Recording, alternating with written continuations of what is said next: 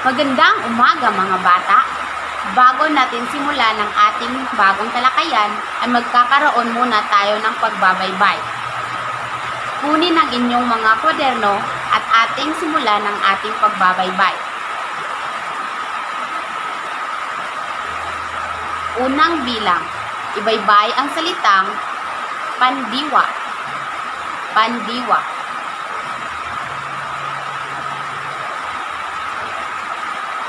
Ikalawa, salita. Salita.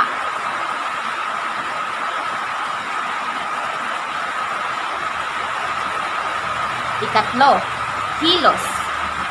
Kilos.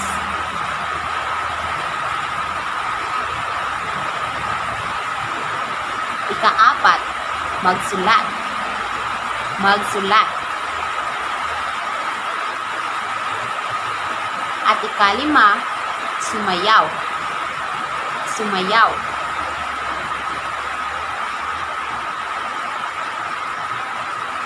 Tapos na ba ang lahat? Makipagpalitan ng sagot sa inyong katabi at ating wawastuhan ang inyong mga sagot. Narito ang tamang pagbabaybay ng mga salitang aking binanggit.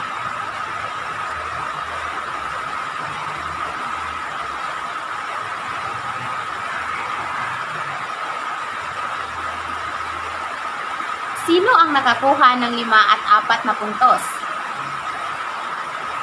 3 at pababa? Magaling mga bata!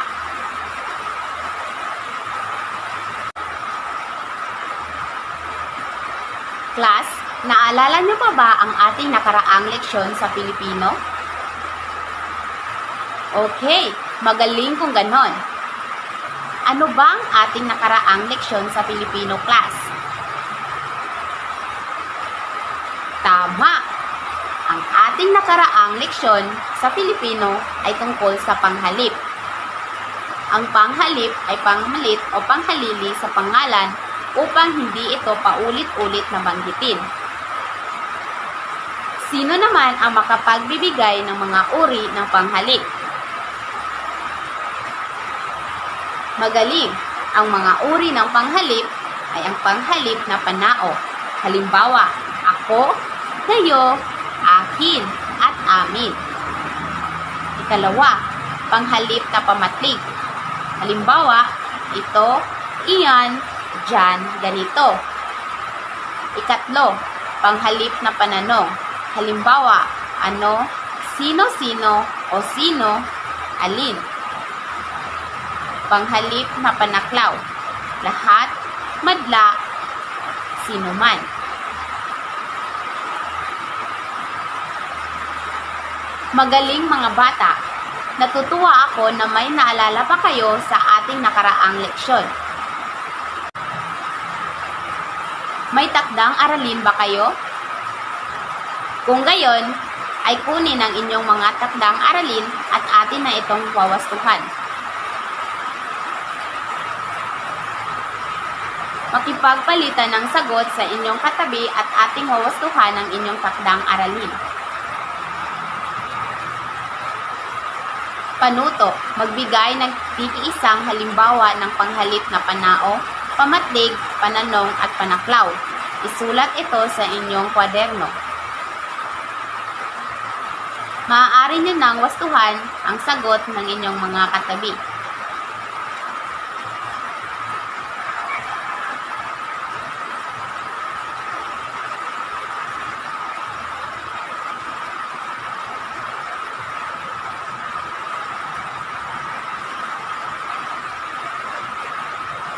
Tapos na ba kayo sa pagwawasto?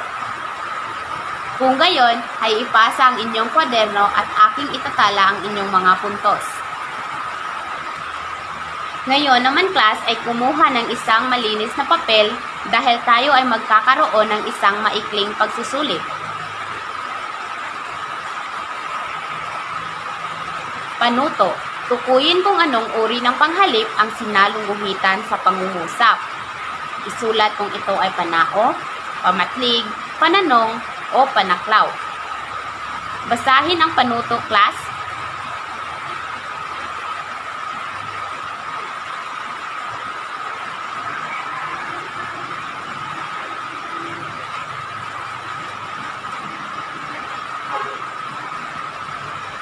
Naintindihan ba ang ating panuto, class?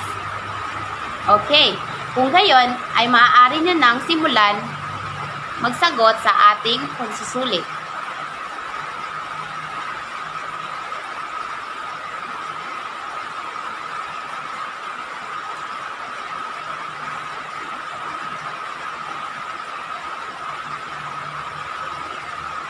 Tapos na ba? Kung gayon ay atin nang wawastuhan ang inyong mga sagot. Unang bilang, nagtanim sila ng mga puno sa kagubatan ng Batangas. Ang salitang sinalong guhitan ay ang salitang sila. Anong uri ng panghalip ang salitang sila, class? Tama, ang salitang sila ay isang uri ng panghalip na panao. Ikalawang bilang, saan mo binili ang mga punlang itananim natin? Ang salitang sinalong guhitan ay ang salitang saan. Anong uri ng panghalip ang salitang saan, class? Tama, ang salitang saan ay isang halimbawa ng panghalip na pananong. At ikatlong bilang, ilagay mo roon ang mga napitas mong bunga. Ang salitang sinalong guhitan ay ang salitang roon. Ano namang uri ng panghalip ang salitang roon, class?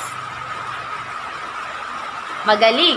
Ang salitang roon ay isang halimbawa ng panghalip na pamatig. Sino ang nakakuha ng 3 puntos? 2? 1? Magaling, mga bata! Ulit, magandang araw mga bata! Ngayon, bago ko ipakilala ang bagong leksyon natin, ay may hinanda akong kanta. Ang pamagat ng kanta ay Kung Ikaw Ay Masaya. Ngayon, ipi-play ko ito at gagayahin ninyo at kakantahin ninyo.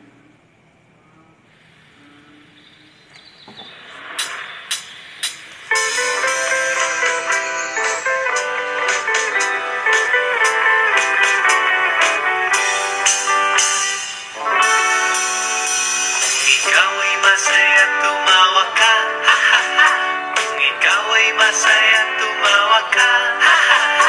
Kung ikaw ay masaya, buhay mo ay sisigla. Kung ikaw ay masaya, tumawa ka, ha ha ha. Kung ikaw ay masaya, pumalakpak. Kung ikaw ay masaya, pumalakpak. Kung ikaw ay masaya, buhay mo ay sisigla. Kung ikaw ay masaya, pumalakpak. Ikaw ay masaya, pumadyak ka. Kung ikaw ay masaya, pumadyak ka. Kung ikaw ay masaya, buhay mo ay sisigla. Kung ikaw ay masaya, pumadyak ka. Okay, magaling! Ngayon, base sa ating kinanta at sinayaw, ano-ano ang mga sinasaad na kilos sa kanta? Magbigay ng isa. Okay, magaling. Ang tumawa ay nagsasaad ng kilos. Iba pa. Magaling. Ang pumalakpak ay nagsasaad rin ng kilos. At panghuli? Okay, mahusay. Ang pumadyak ay nagsasaad ng kilos. Magaling mga bata, lahat ng inyong mga sagot ay tama. Lahat ng iyon ay nagsasaad ng kilos.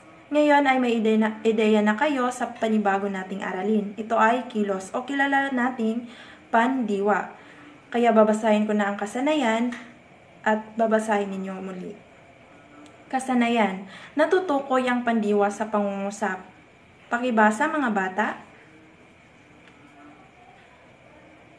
Okay, magaling. Ngayon, dito na tayo sa suliranin. Babasahin ko muli at babasahin nyo muli. Suliranin. Ano ang pandiwa?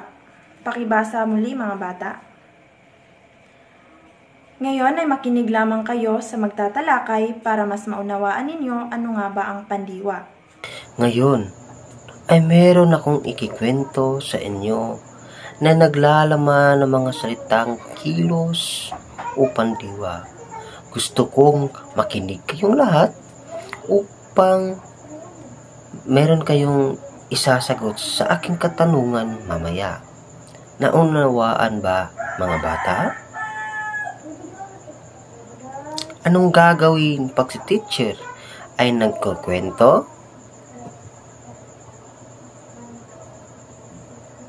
Handa na ba ang lahat makinig?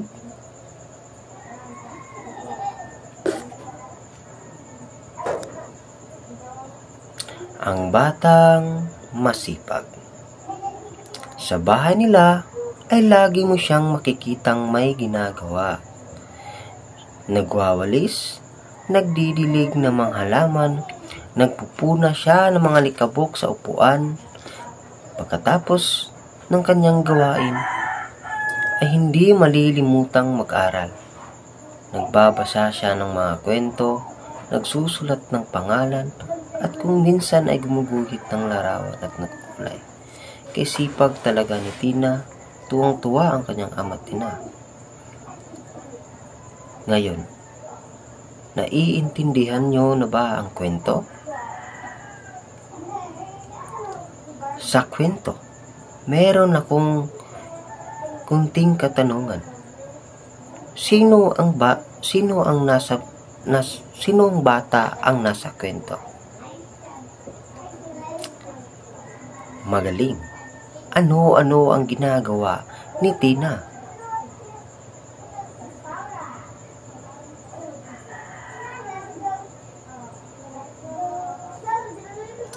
Tama. Magaling. Ang mga salitang binabanggit nyo na ginagawa ni Tina ay halimbawa ng salitang kilos o galaw. Ngayon, isasakilos natin ang mga bagay na ginagawa ni Tina. Lahat ay tumayo. Ano ang unang ginagawa ni Tina sa kwento?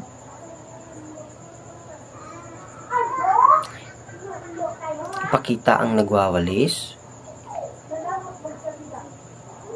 Magaling. Ano ang kasunod na ginawa ni Tina? Ipakita ang nagdidilig ng mga halaman. Salamat. Ngayon ay uupo na ang lahat ng maayos.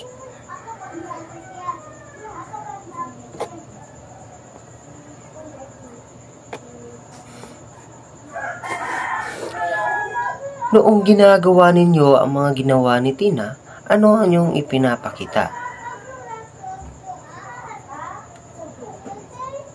Tama, kayo ay gumagalaw o kumilos. Ano ang tawag sa salitang kilos o galaw? Magaling. Ang salitang nagsasaad ng kilos o galaw ay tinatawag na pandiwa. Naiintindihan niyo ba, class? Na ang ginagawa ni Tina ay mga halimbawa o ang mga halimbawang salita na nagsasaad ng kilos o galaw at ito ay pandiwa. Naiintindihan niyo ba, class? Magaling. Ngayon ay mayroon akong panibagong mga pangungusap. Tukuyin niyo kung ano ang pandiwang ginamit sa pangungusap. Kailangan ko ng 3 voluntaryo upang sagutin ito. Okay, magaling mga bata. Ngayon ay magkakaroon tayo ng pangkatang gawain. Hahatiin ko kayo sa 2 pangkat. Ang bawat pangkat ay may leader, taga-sulat at taga-ulat. Naintindihan ba, class? Class, ano-ano ba ang mga pamantayan sa pangkatang gawain? Magaling! Basahin ng sabay-sabay ang mga pamantayan sa pangkatang gawain. Mga leader sa bawat pangkat, pumunta sa harap at kunin ang inyong activity cards. Basahin ang nilalaman ng sabay-sabay. Ngayon, ang bawat pangkat ay magkakaroon muna ng pananaliksik bago sagutan ang inyong gawain. Sa mga pangkat na tapos na, ipaskil na ang inyong mga sagot sa pisara. Class, bago ninyo isulat ang inyong sagot, sino ang makapagbibigay ng pamantayan sa pag-uulat? Magaling! Lahat, basahin ng sabay-sabay ang pamantayan sa pag-uulat. Taga-ulat sa bawat pangkat, maaari niyo nang iulat ang inyong mga sagot. Magaling! Balikan natin ang ating suliranin. Basahin ng sabay-sabay ang ating suliranin.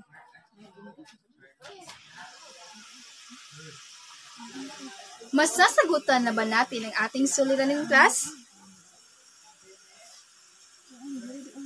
Sino ang makakasagot ng ating suliranin? Magaling! Basahin ng sabay-sabay ang ating konsepto. Class, kumuha kayo ng isang pirasong papel at sagutin ito. Panuto, tukuyin ang pandiwa sa pangungusap. Isulat lamang ang pandiwa sa inyong papel. Uulitin ko. Tukuyin ang pandiwa sa pangungusap. Isulat lamang ang pandiwa sa inyong papel. Unang bilang. Naglalakad papuntang simbahan si Tisoy. Pangalawang bilang. Si nanay ay nagdidilig ng halaman sa kanyang hardin. Pangatlong bilang. Nagluluto ng pritong isda si ate. Pangapat na bilang. Tumatakbo si Judy ng kalahating oras bawat umaga. Panglimang bilang. Si Diana ay tumalon sa tulay. Tapos na ba kayong sumagot? Magaling. Kung ngayon ay magwawasto na tayo. Wawastuhan natin ang unang bilang. Naglalakad papuntang simbahan si Tisoy. Ano ang pandiwa sa pangungusap?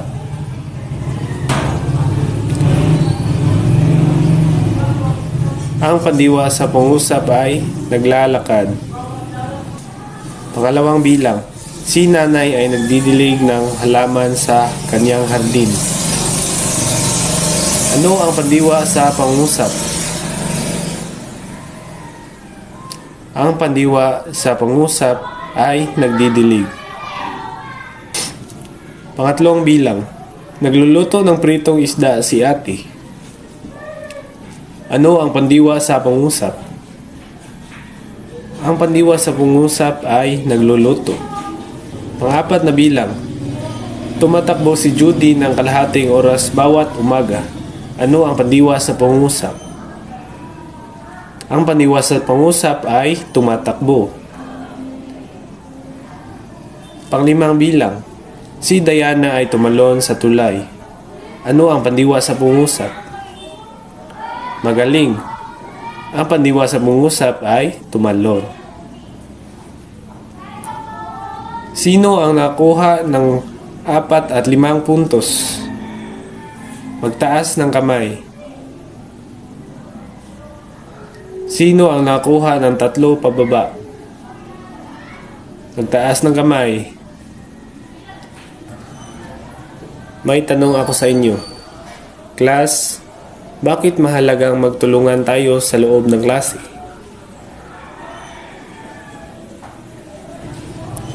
Juana, ano pa?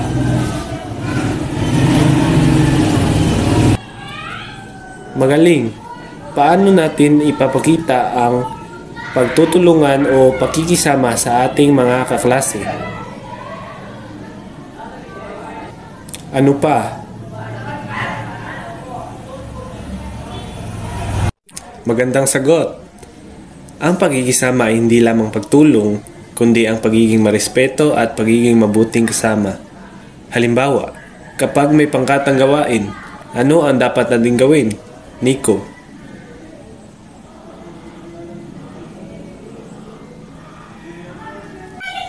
Tama. Kung magkakasama-sama at magtutulungan tayo, mas mabilis natin makakamit ang ating mga layunin. Kaya laging tandaan, ang pakikisama ay mahalaga sa pagbuo ng mabuting samahan. Naintindihan ba, class? Magaling!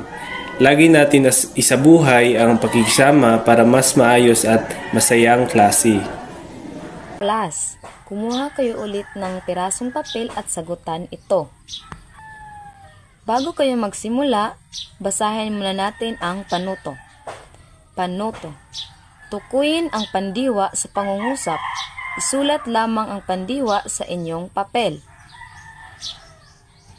Class, bibigyan ko lang kayo ng 10 minuto upang sagutan ito.